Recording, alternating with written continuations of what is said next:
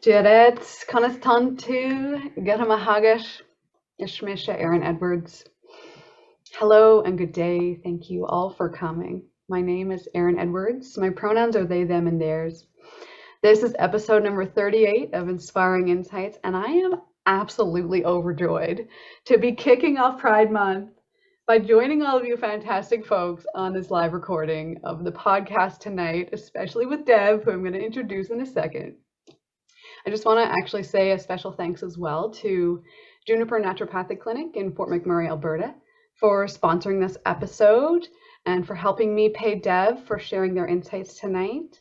If you personally would like to sponsor an episode, or maybe you're optimistic that your company would like to, please reach out to me at hello@reawakenco.com. A little bit about me, your host tonight. I'm an uprooted Newfoundlander with Irish and Welsh descendants. I'm an offspring of 2 teachers. I know that I have a lot to learn still and much to step into my own teachings, including in the online mindfulness course space that I offer, mindfulness retreats that I offer from a more intersectional queer feminist lens. And the next half-day retreat is coming up for us, summer solstice. We're going to be taking place with that on Sunday, June 20th. So I'll drop the link later for that if you'd like to join. And now I guide soul-centered human transformation here in Tekaronto and online. This is a land that is and is still tended by many nations, including the Anishinaabeg, the Chippewa, the Wendat, the Haudenosaunee, and more recently, the Mississaugas of the Credit. I am a newcomer here. I am a settler, and I have been invited to lift the one spoon with all others who live here and care for this land within the Dish with One Spoon Wampum Belt Treaty. I commit to respectful collaboration and representation here on this podcast. And just as I have been invited to lift the spoon, I invite you all now to peaceably take up the spoon as well and weave with me a new world of possibility in wellness and in healthcare, and to start paving the way for more accessible wellness in general. What does that mean? That means decolonizing our language. That means decolonizing our career paths, if it takes that. It means rethinking the way we think about medicine, about mindfulness, about spirituality, and especially about healing. And that means, for me, uplifting and supporting other queer folks here on this podcast, using my voice and their voice as a platform for change, for breaking cycles that have perpetually kept people in my queer community from singing their true song and from living their fucking damn best life. Let's be real. Podcasts, I believe podcasts have so much potential for healing. And, hosting this has been really great for my own soul-centered human transformation. And I cannot wait to introduce our guests tonight and hear from them tonight about their own lived experience in this space. And before I introduce Dev, please go ahead, use the chat box as much as you like throughout this conversation. There will be a live Q&A after, and there also will be a live tarot card pull deck for the group as we see it. I'm really looking forward to that. And for everyone who's watching the replay, we also welcome you in, and we thank you for taking the time to watch this and to honor our space here tonight. So without further ado, I want to introduce Deb Fitzpatrick. Deb uses the pronouns they and them. They are an intuitive coach, community program designer for the 2S LGBTQIA community, largely based in Toronto, as well as in their own virtual community called Retrogradient Space. As an Aquarius, and I should have known you were an Aquarius, they are radical, political, social justice oriented. They're also a pleasure advocate and a community builder. Also queer, trans, masc, non-binary, autistic, and a polyam human. Their practice involves astrology, natal chart reading, tarot card reading, establishing energetic and emotional safety for folks to go inward. They're trained in Reiki and are also a claircognizant and clairsentient psychic, supporting folks with guided breath and helping folks embody their feelings to fully process their emotions. Part spiritual, part queer community leader, part dark and cynical humor, part artist and writer, part reflective and expansive thinker. And I think that's really what drew me into you, Dev. Dev also holds a weekly event called Queer Fields Club, and I highly recommend you all to check that out. It's every Thursday for fostering queer joy, fostering community support for whatever you're going through. And you can register for that by going on to retrogradientspace.com or following Dev at Retrogradient Space on Instagram. Dev, it's an honor to hold space with you here tonight. Thank you so much for being here. Thank you so much. I'm so glad to be here. There's so much energy in this space. I love it. Yes, yeah. We're bringing in some amazing people here as well. This, even through virtual Zoom rooms, really get a feel for folks. I love how we can still do that. Fuck the pandemic, but also I'm happy that we can be here all as in this kind of virtual space. And maybe we can start tonight, Dev, with, I want to get to know you a little bit more. Maybe from your kind of like I know you're going on your own journey through some trauma healing and just being queer and trans and non-binary. Tell us a little bit more about that. Yeah. Thank you so much for asking that. I feel like I've been processing grief since I was a very young age. I feel like we all have in some ways. But one of the more significant events in my life was early childhood trauma when I lost my mother when I was 6. And it's been a long journey to unravel and make sense of the world. That's been especially difficult being autistic and neurodivergent. And one thing that has been so helpful to me, and one thing that I've never strayed from, is going inward to discover who I was. And I came out incredibly early, before high school. And it's been a journey from, queer identity into trans masc and medically transitioning. And then I've landed in this place of feeling like non-binary is the best way to describe myself, for how I feel expansive in my gender and fluid in it, and also wanting to take up space for folks that don't fit into the gender binary and creating community around that. Yeah. Thank you. And I think, that's something that you have a gift for sure. And just being able to be in space and go to that Queer Fields Club. Let's just talk about that. Let's talk about your vision for Queer Fields and maybe what inspired you to start that. Oh my goodness. Yes. Thank you. Queer Fields Club is one of the things that I feel most proud of. And it's a little virtual Zoom room of emotional support that I hold every week. It's literally meant to be as accessible as it possibly can be. I personally find online spaces accessible because of my social anxiety. We're also in a pandemic. But also, it's a very low fee, and there's also options to join free whenever you need to, because my objective with it is simply for people to have safe spaces to talk about their feelings. And as queer people, or as trans or non-binary, or anyone else within our queer community, our experiences have very significant challenges and traumas, and we fear or face violence.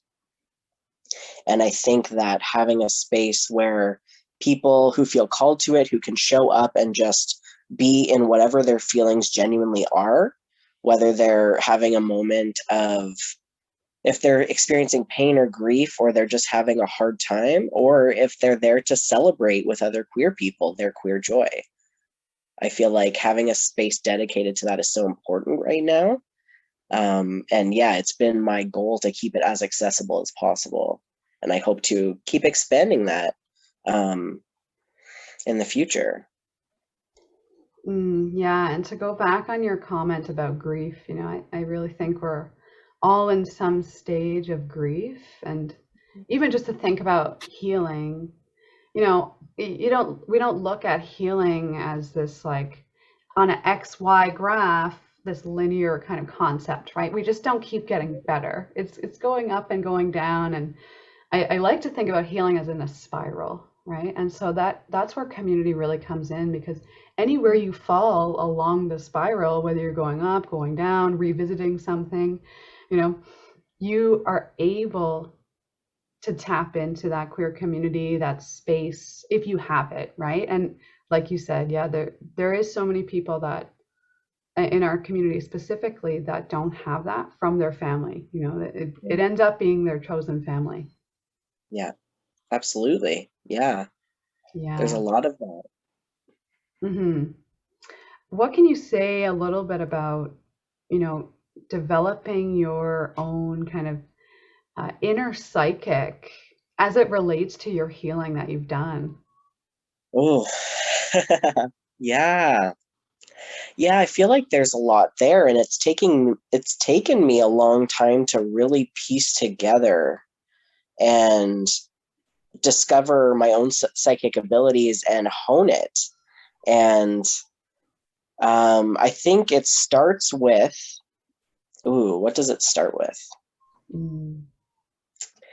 It's kind of like, it starts with, an intention, healing, and, seeing if we can hone our own psychic abilities or tap into collective conscious kind of information. That takes first an intention. And with healing, it's about deciding,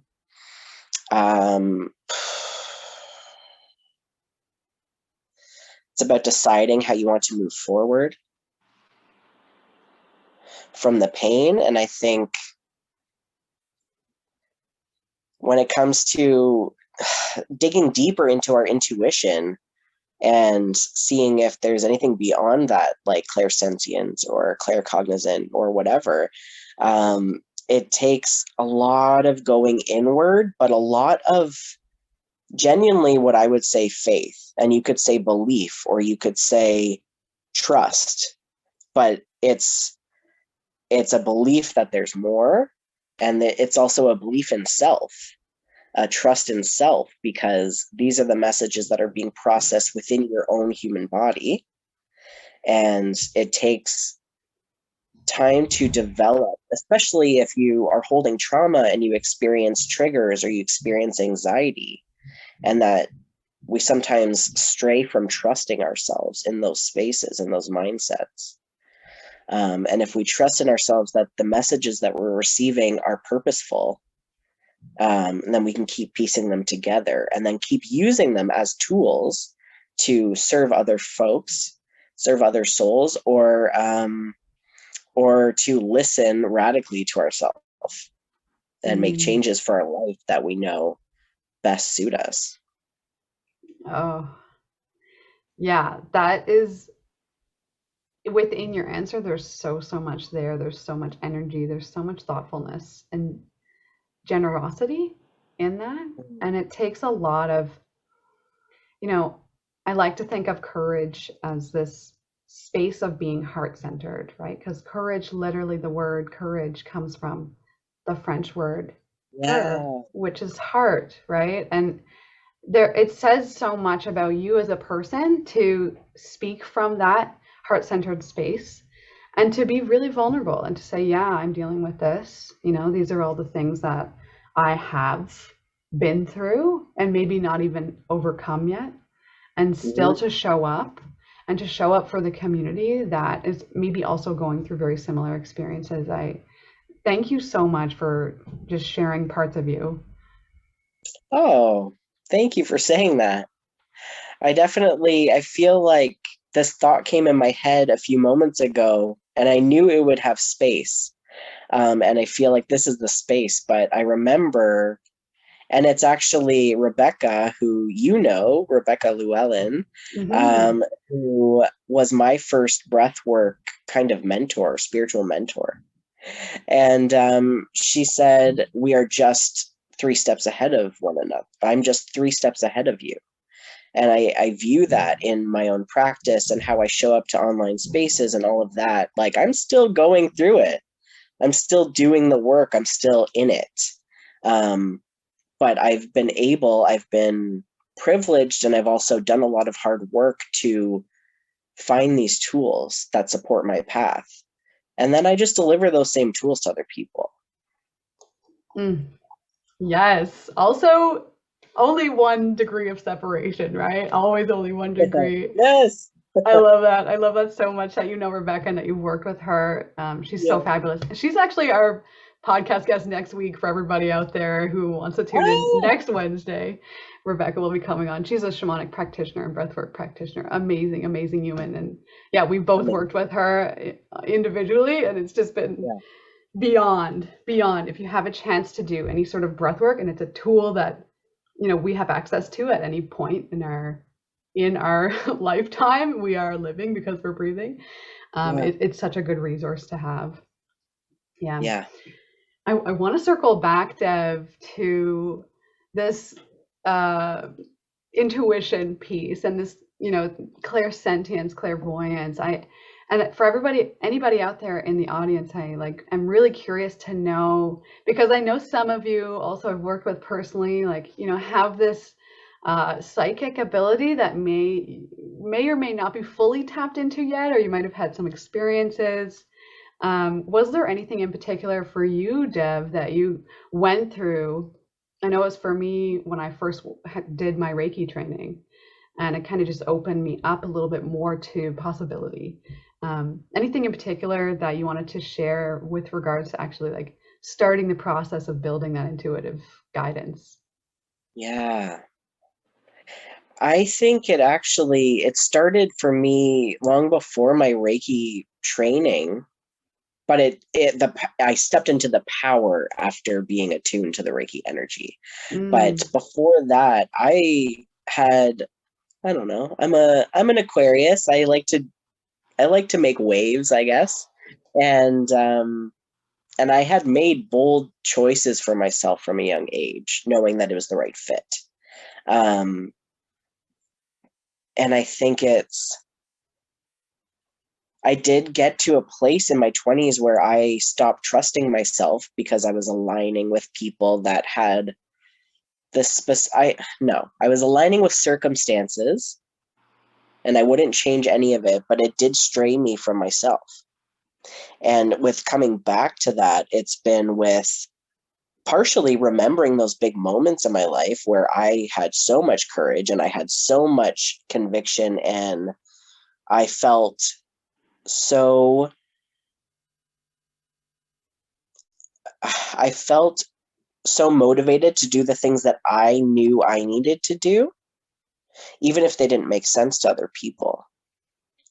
And watching those bold moves or those courageous moments in my life work out because the universe wanted them to work out for me has been so validating to develop that intuition. mm, yeah. And I would love to hear from folks in the audience as well, kind of what sparked you folks to go on this path and to take that step further. And as Deb says, really step into that power to get to that level, whatever level it may be. And I really don't like using the words like up leveling, or because it implies this hierarchy that we're not already there. And Yeah. for me, this again, like how healing is not linear, I feel like time in itself isn't really that linear. So we can kind of come into our existence however which way, um, through different practices like Reiki, like trauma work, through Qigong, like last week on Theodore Costas's episode. There's so much in that. And I wanted to get your thoughts, Deb, on this like culture of separation, and that really lives within the queer community specifically, but in a lot of different folks who are marginalized. And I just recently read Sabine Selassie's book Belonging, which is so good. If any of you haven't read it, please do so. Put it on your reading list. Belonging by Sabine Selassie, so good. She's a yoga teacher, and speaks so clearly to this culture that we're living in now. And I really like what she said in the book, and she talks about how by not fully embodying our awareness, we tend to step into this pattern of domination, into this pattern of separation, into this pattern of, oh, if I'm not doing that, I'm less than, and I need something else to belong, to be part of. Maybe your thoughts on that, Dev? Mm. Yeah, I think that all of those characteristics or all of those experiences, when people try to connect, I think that some of the institutions that we live under are the ones that impact that with judgment or with power or with hierarchy or what have you. I think that humanity or humans didn't start from a place of domination necessarily. I think that we've found ways to connect and rely on each other. And it's been exploited over time. And I think that I have that kind of radical approach of, we need to deliver resources or healing, really, to our most marginalized individuals in our society. And that in my own experience of being trans or non-binary, or I know that my experience has also been impacted by my body size, and being autistic, and being othered because of that. Even in those experiences, I always want to acknowledge my immense privilege. Being read as a white male is a very specific experience, especially having not been born one or never wanting to be one. But it does enable me a lot of privilege, and I will only ever take what I receive and give it back to somebody. I don't think I could live with myself any other way. I don't know if that really captured where you were going with that question, but I do think that it is to heal that separation, or to get people connected again. We need to bring in empathy and compassion. And we need to, if we relate to one another with compassion, we can eradicate the judgment, and we can eradicate the need to have power over one another, or the feeling like we don't belong. And I'm actually writing an article series on this very subject of the function of compassion in human relationships, which I'm really excited about. But I do think that compassion offers us so much in terms of relating and healing. Yeah, for sure. And I think you hit it. I mean, it wasn't really, I wasn't fishing for any particular comment or anything, but I just love to hear your thoughts and your wisdom on this. And I really think that, we have this, and I'm speaking, overarching in the queer community. And I know the experiences are vastly different between folks, but in general, I think folks tend to think that we have to have a problem in order to transform. Mm. in order to change, that we have to make something an issue. And it's very, very, I think this, this rhetoric in general is very problematic because we see it in the wellness industry too. It's like, what Yeah, is wrong with me? yeah, What supplement do I need? What food do I need to eat? What sneakers do I need to buy? All these things that are outside of ourselves. yeah. When really, as you said, when we trust, when we align ourselves with that, we fall back in love with ourselves. Mm-hmm. And it's so clear that people who are in love with themselves are a lot healthier. Mm-hmm. Mm, Mm-hmm. Yeah, wow, I really appreciate those words. thank you. Mm. I I wanted to swing back around if you don't mind. Yeah, let's do it. I love Yeah. this like circular conversation that we're having, but I wanted to ask you, Deb, because you had mentioned before that you've like dabbled in human design and all Mm. of these different things that have helped you kind of understand yourself in a new way. And I know that like human design, at least for the folks that I've been chatting with about it, is kind of like a newish, kind of newer trend. And whenever I talk about like horoscopes mixed with like Mercury retrograde and like who I am as a human and like following my own lineage and learning more into that, they're Mm. always like, "Oh, have you done your human design?" Can we chat about that a little bit? How has that helped Yeah. you? Yeah, I'm definitely no expert on human design, but it has been so useful. Mm, Even just identifying my type under human design has been like earth-shatteringly clarifying. wow.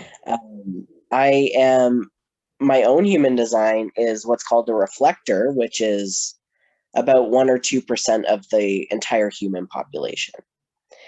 And um, so it's an incredibly rare, whatever, design. Um, and I think that's why I feel so called to go directly into the work that I do, because I know that my job here on Earth is only fulfilled if I am reflecting humanity and what we are doing to each other as humans back on itself so that we can do better.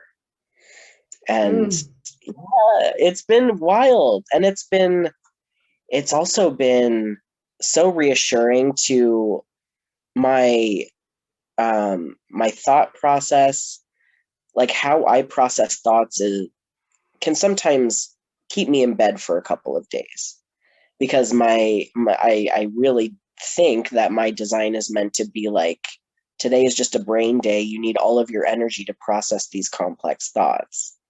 And that's always been a part of my experience. But now I know why. And now I know what I can do to use that to serve other people.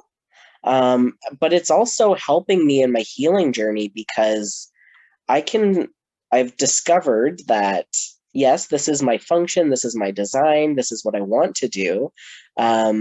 But I also want to do a lot of other things, like mhm, just to experience joy and, you know, a lot of things that don't have to do with healing myself constantly. Um, so setting personal boundaries with myself is a new part of the next phase of my healing, where I allow myself to take some space away from my thoughts or whatever, be more in my body or be more in creation or something else. I think that the balance is important, but human design, like, I can't say enough how much I love it. amazing. I'm gonna have to look into it, but I love what you said there about, and that's where the name on Instagram comes from, right? Deb the Reflector. Yeah, yeah, Yeah, I love that.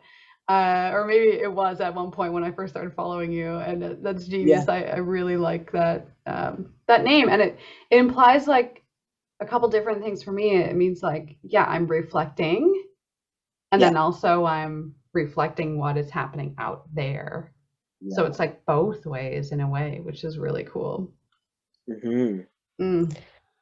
Yeah. And just to speak to that for a second, like, I think that if I were ever trying to spread messages of love or spread messages of change, especially social change, I think that you have to be able to reflect upon your own behaviors, and you have to do the decolonization of yourself. All of that is so intertwined, and we have to do the work as practitioners or as guides or as we're teachers, any of that. We need to also do the work. Oh, don't we ever? Don't we ever? I feel like we have to do like double work, if not Yes. more. I'm like opening windows, like getting the energy out for the next Yeah. person. Yeah. Totally. Oh yeah, it's a lot. And I want to ask you, bringing it back to, the actual queer community and maybe Yeah. even factoring in queer feels into this.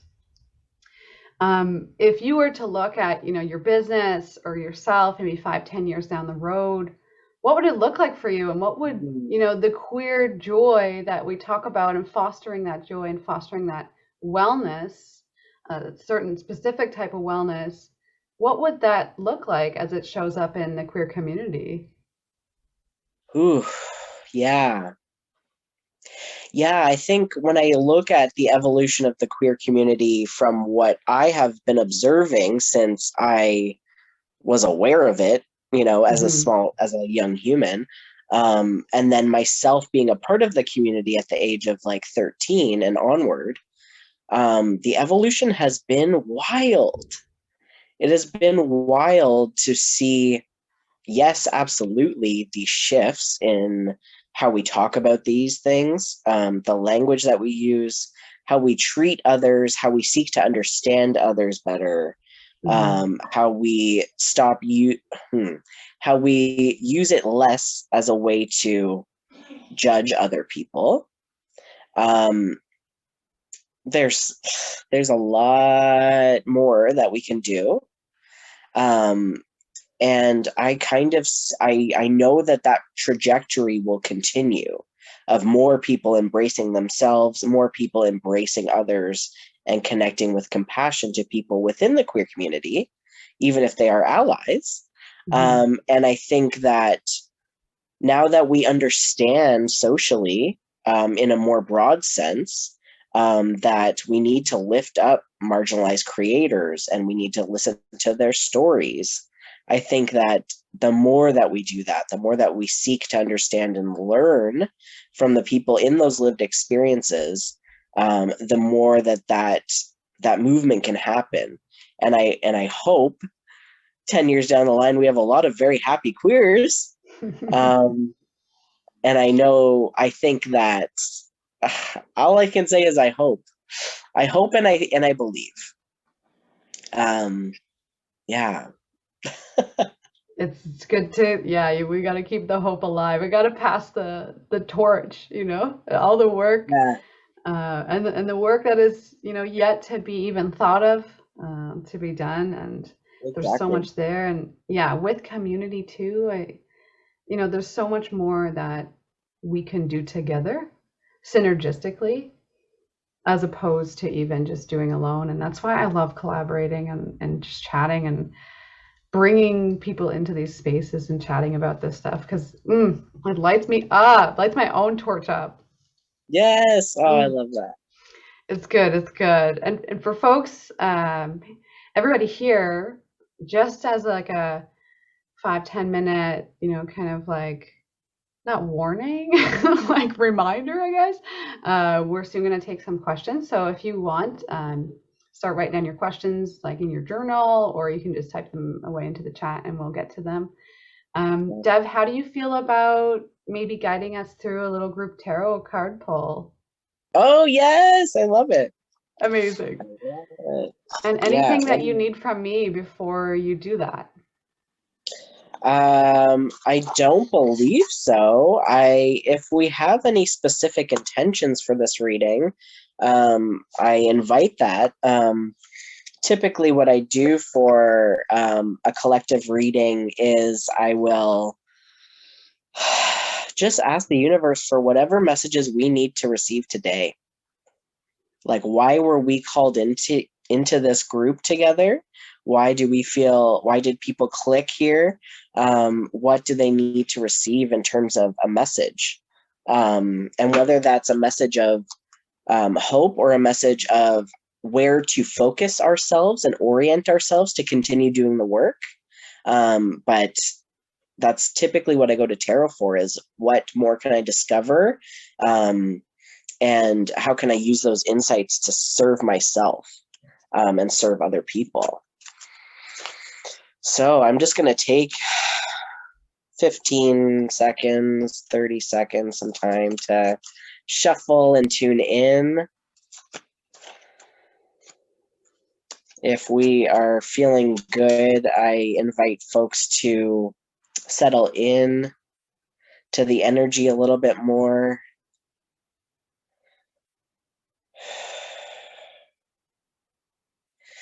If it feels good for you, you can take a really deep breath in. And exhale.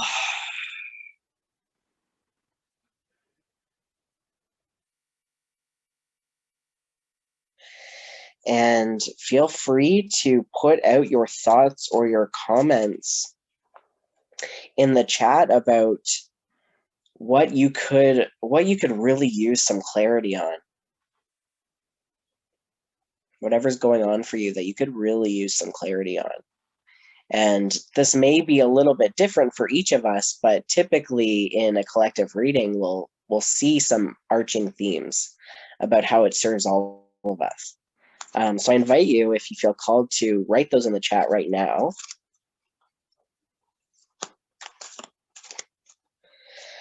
And I'm just going to ask for some messages. I am reading for this beautiful group of people that has been called in by one another here with Erin and I, who are holding the space energetically. We invite any messages that the folks in this energetic circle, in this sacred circle that we've built, what messages they can benefit from. Anything that serves their highest interest, and anything that they need to receive today.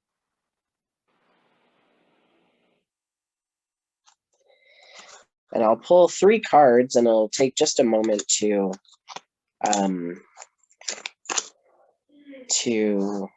work with them. Wow. Wheel of Fortune. That is a wild, wild energy. 6 of Swords. And the 8 of Pentacles. And I just want to give a special shout out to this deck designer, creator. This is the Mystic Mondays Tarot deck, designed by Grace Duong, female-owned, Asian-owned business. And it has been the deck that I have cultivated the most special relationship with. So talking about the 8 of Pentacles, it's funny because I mentioned not long ago about lifting up queer creators and getting into that creative space to support our healing. And I'm just going to look into that for a second, see if anything stands out from Grace's. Yeah, craftsmanship, hustle. Yeah, it's talking about kind of the work that's involved in supporting ourselves, but it's also talking about channeling that energy into something that we feel is generating that creative energy for us. There's also, in understanding human frequency, if we think about low frequency as sadness or pain or shame, and we move all the way up to joy and love, creativity is up here. It's a high vibration. And we need to establish safety for ourselves in order to feel creatively expansive. And so whether it's cultivating a relationship that feels creative for you with an item, with a person, with yourself, and finding ways to create things, we need more queer creators. We need more heart-centered creation is really what it is. Mm. Oh, I just wanted to pop in for a sec. I have a question from an audience member just asking for you to repeat those, and I can actually type them into the chat as well, so it's easier for folks. absolutely. The cards that I pulled? Yes, please. Yeah. Let me get this organized. I have the Wheel of Fortune card. I have the Eight of Pentacles. And I have the Six of Swords. Awesome. And I'm actually going to look into the Six of Swords next, because that Wheel of Fortune card has a lot of energy and a lot of meaning. And I feel like it's coming to that. Six of Swords talking about transition and letting go. And the reason why I really think that was called in for us is, as I'm sure you have instinctively been putting some of your work toward, how do we support people in releasing some of the grief that we have at this point in this wild pandemic, or at this point in just our journey as humans and expanding ourselves and going into the healing. That does require us to let go sometimes, and letting go of the things that don't serve us, letting go of the low vibrational energies. I will say for myself, and I'm sure I know Erin can relate, is like, we do spend time in the hard stuff. We don't avoid it, but in order to let it go, we have to process it fully. And with releasing some of that energy from our physical body, we can see some of our wellness kind of open up.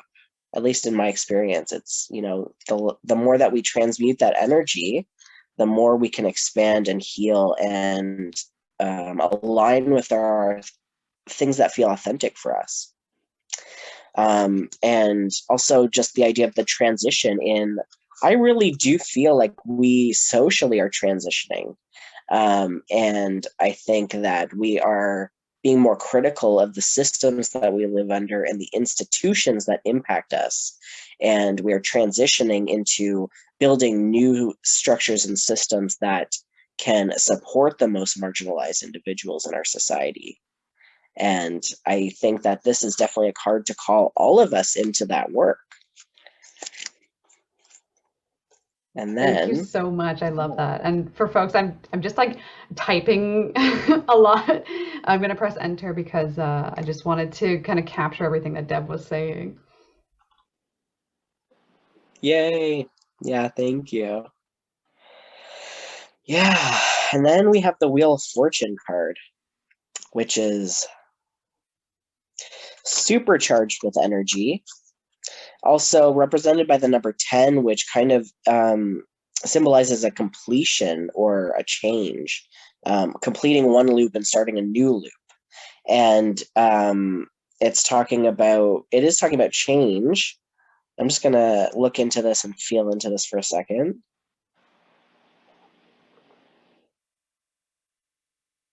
Okay. Yeah, so it is kind of talking about the contrast that exists in our human experience, the contrast that exists from contrasting something like grief and contrasted by something like joy, and how we need one in order to understand the other. And I think this is especially true, I've noticed, for the process of healing trauma for me has been in acknowledging the hard stuff. And it's only when I'm able to acknowledge it fully that I can release it, but also that I can, when I feel that relief of joy enter my body, I understand it and I appreciate it so much more. And we also have the energy of change, and it's calling in the cyclical nature of life.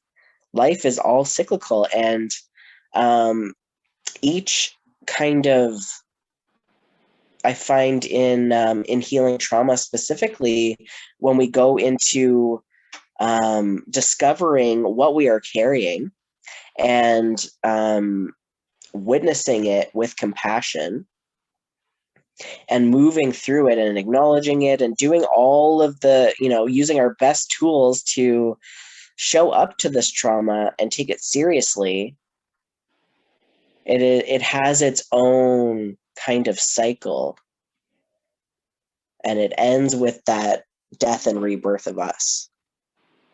And that can be true of any little thing that we're carrying. Yeah. Let me see if I can summarize this all in a way that's cohesive. Yeah, I really think that, we've called in some very, very big-hearted folks into this space, and I know that each of us are empaths and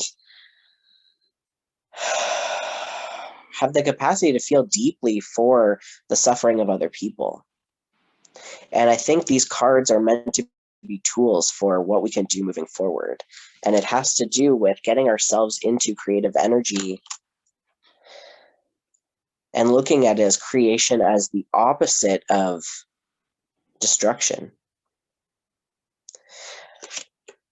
The Six of Swords talking about letting go, going into our own human bodies and discovering what we are carrying that is ready to be released or needs to be confronted for us to be able to move forward in our path. And then calling in this Wheel of Fortune, which honestly gives me so much hope. Just because it's talking about, like, this is the cycle, this is the natural cycle. When we go inward and we discover the things that we're carrying and we acknowledge them, then we are able to process and move through them, ultimately release some of the energy, and that may take several times over, but there's always movement and fluidity. There's always a cycle that we're on. Yeah. There's a lot there. Oh, thank you so much, Deb, for offering that. Thank you so much. My hairs were like standing on end as you were pulling the cards.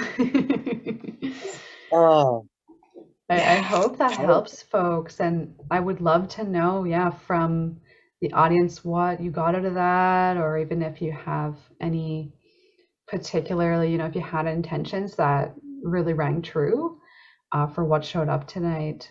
And I do want to open up the floor for questions, comments, any last words from you. I actually put your retrogradientspace.com, your website, in the chat for folks.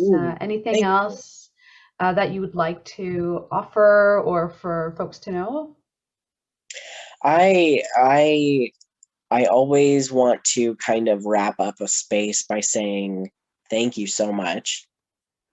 Thank you to Erin, and thank you to all of the folks that are joining us live right now, all of the folks that are joining us on this replay, for tuning in and existing in this energy and contributing your energy and being engaged in this moment. And I really deeply appreciate you listening to, things that I said. I really appreciate everything that Erin said. And I love all of you. And I'm so proud of you for this journey that you're on. And that's when I usually feel like I've said the things I need to say, is after I say, that little, my gratitude, my acknowledgement, and pride and love. Thank you so much, and I'm feeling all the love coming in, streaming in from the folks listening. So beautiful. Thank you for those messages. Can't wait to see what Queering the Tarot has to say about the cards that you pulled tonight from someone. And we actually do have a question as well. I'm gonna scroll back a little bit. It was actually about human design. And I know both of us aren't really that familiar with human design, but I did find a website, Theodore, for reading into your what they call body graph a little bit more. And I'll just read from a different website called jovianarchive.com. It says human design system is a synthesis of ancient and modern sciences and has been proven to be a valuable tool for human understanding and awareness. Provides profound insights into your psychology, along with strategies and techniques for making correct decisions and ultimately leading to a life of more ease and fulfillment. I mean, that sounds great. Any commentary on that, Deb? Yeah, I think it's a beautiful system. A little bit about context for it is it actually was downloaded by a single individual. I'm not sure of this person's name, but this entire system was downloaded psychically by an individual over the course of 8 days. So I believe that it is a very intricate and I think it's like airtight with accuracy. You know what I mean? And it's been downloaded specifically by one individual who was able to get all of that information delivered directly to them. It obviously was their life purpose, was to create this system and deliver it. It's so fascinating. Oh, wow. Thank you for sharing that. I had no idea. Yeah. I have another question coming in, Deb. I'm wondering how you knew you had psychic gifts. We touched on this a little bit. Yeah, maybe anything in like tangible form. Yes, I think so. Other than slowly developing that intuition, I would also say that numerology has served me a lot in understanding the capacity for my gift. And I have been able to cultivate a relationship with whoever is communicating with me to send me specifically signs or information at this point in my life. But long before that, it was, small moments of intuition and having the courage to follow through on big decisions that I knew were right, that had no rhyme or reason for being right. And also with numerology, I find that I receive messages all the time by glancing at the time and seeing a specific number, seeing some sort of having a gut feeling to it, feeling like that number holds purpose for me. And then I just take to the internet like everyone else and I ask what that number means, and then they deliver the message that way. I really think numerology is so cool. And I think that following numbers, or even like looking into your birthday, or looking into your favorite number, or looking into your house number, the numbers in your phone number, like why did those numbers choose you? And seeing if there's any insight as to what that says about your life at this time or at the moments you chose them. Great question, Chelsea. Thank you for that.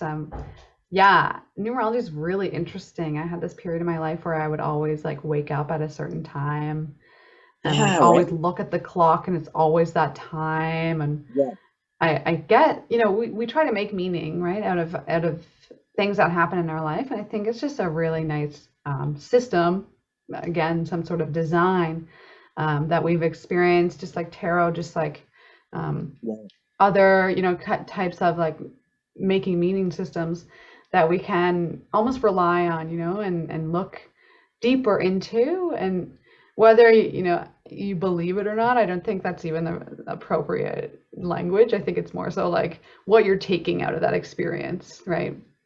Yeah. Yeah, and I think if you experience it, it gets to a point where it's undeniable, Yeah. you know? And it's like the universe is telling you to trust this one. But I do think tarot also has really supported me. Tarot and astrology have really supported me in developing that intuition, because I find now in sessions, it's less about, even with tarot, it's less about deciphering. It's more about feeling into the energy of the card and getting the messages that way. Mhm. And with astrology, yeah, it is a very technical system, but I'm at a place where I can glance at a chart and download a lot of information about somebody pretty quickly. And yeah, those tools have been so helpful. The more that you see it pay off, or the more that you see things come true, the more that you sink into it with curiosity, and with that self-trust, like I mentioned before, the more it can expand itself and hone into something that you can use as a tool. Mm. Thank you for all of your wisdom, Dev. Such beautiful, beautiful insights. I'm honored to take up space here with you, and to host all of you lovely folks in for this chat. I have one more question, if you don't mind. Yeah, I love Um, it. and it's something that I ask all my guests here on Inspiring Insights. It's what keeps you inspired? Oh,